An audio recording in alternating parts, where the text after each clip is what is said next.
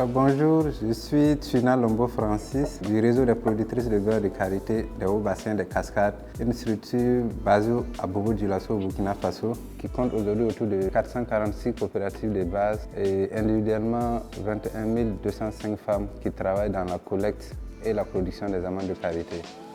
C'est également une structure qui intervient dans des filières de diversification comme la filière apicole avec le miel et l'acide d'abeille biologique et la filière moringa avec les graines et la poudre de moringa.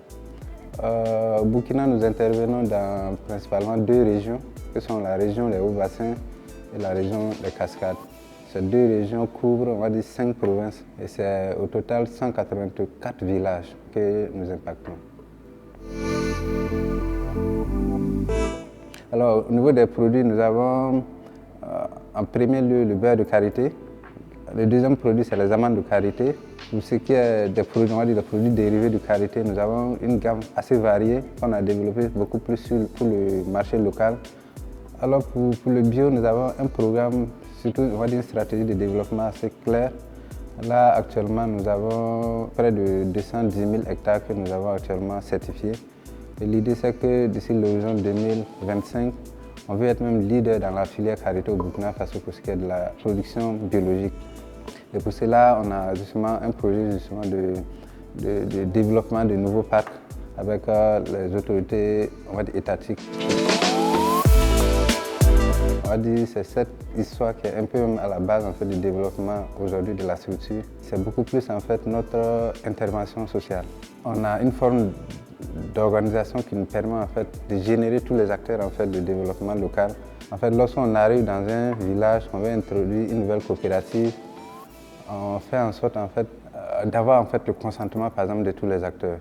Parce que nous partons déjà en fait, d'une étude diagnostique en fait, de la communauté. Lorsque nous arrivons, nous essayons de comprendre un peu comment la communauté est organisée, c'est quoi par exemple les difficultés, c'est quoi par exemple on va dire, les actions de développement prioritaires. Et ça, c'est une étude qui est faite de façon concernée. Pour ce qui est du commerce équitable, nous avons une approche assez simple, on va dire autour de 3 volets fondamentaux, on va décliner, notamment le volet économique sur des aspects liés au prix minimum garanti, également en fait, le développement de conventions de collaboration triennales. C'est un aspect assez important parce que ça permet justement de stabiliser en fait, la filière et surtout de sécuriser en fait, le marché au niveau des coopératives.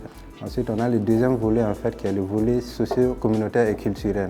En termes d'exemple, c'est des activités liées avec justement la construction par exemple des centres communautaires, la rénovation par exemple des écoles, la scolarisation des jeunes filles. Il y a également le volet environnemental qui est pris en compte, qui est un volet assez capital qui permet en fait, de travailler sur la pérennisation et la durabilité en fait, de la filière karité avec le développement de pas mal de techniques en lien avec la gestion et la protection de l'arbre à karité.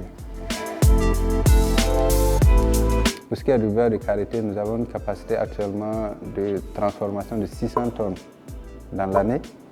L'autre information assez capitale, c'est que nous avons nous-mêmes la capacité en fait, de produire et de livrer les conteneurs avant paiement. Alors au RPBAC, on va dire qu'on a une approche assez simple et surtout orientée vers la satisfaction en fait, des clients. Pour cela, j'invite juste les acheteurs à lancer la commande et après nous on s'occupe du reste. Merci.